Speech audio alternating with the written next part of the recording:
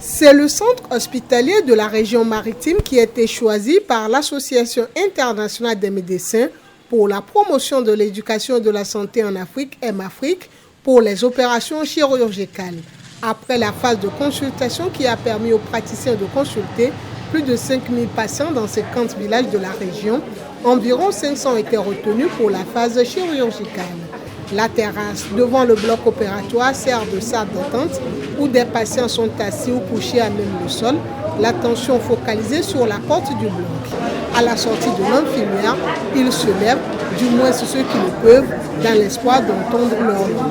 Les patients qui sont appelés rejoignent le bloc. Une fois sortis du bloc, c'est le soulagement dans la salle de surveillance post-opératoire.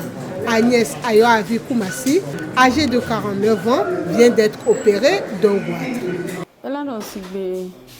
Il y a environ 6 ou 7 mois, je sentais des nodules dans ma gorge. Après consultation, on me fait savoir que c'est du goitre. Et pour être guéri, il va falloir une intervention chirurgicale. Pour l'opération, en plus des analyses préopératoires, je devrais débourser 140 000 francs CFA, une somme que je ne disposais pas. Donc, quand j'ai eu vent de cette mission, j'ai saisi l'occasion, me voilà guéri gratuitement. Chaque année, M-Afrique organise ses missions chirurgicales à l'intérieur du pays avec des objectifs précis. Dr Michel Kodom est le président de M-Afrique Togo. C'est toute une machine aujourd'hui que M-Afrique a mis en place pour pouvoir donner l'opportunité aussi à ces paysans d'avoir des soins de qualité. Et nous nous félicitons aujourd'hui de pouvoir mobiliser les médecins locaux, des médecins togolais, qui ont compris, qui peuvent donner de leur temps pour les populations rurales qui ont besoin de nous, qui ont besoin des soins. Et c'est par cela que nous pouvons améliorer, nous pouvons soutenir le système sanitaire togolais.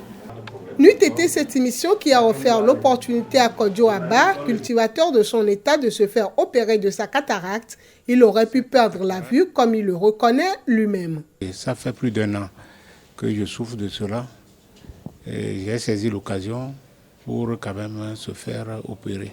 On peut dire que le problème d'argent a conduit que je ne suis pas parti se faire opérer. J'imagine si je deviens aveugle comme ça.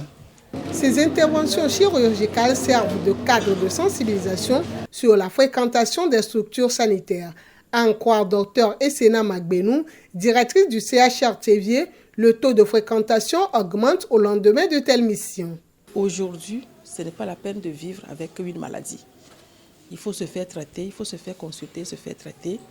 Et au fil des jours, avec des informations, celui qui n'a pas les moyens aussi trouvera un appui.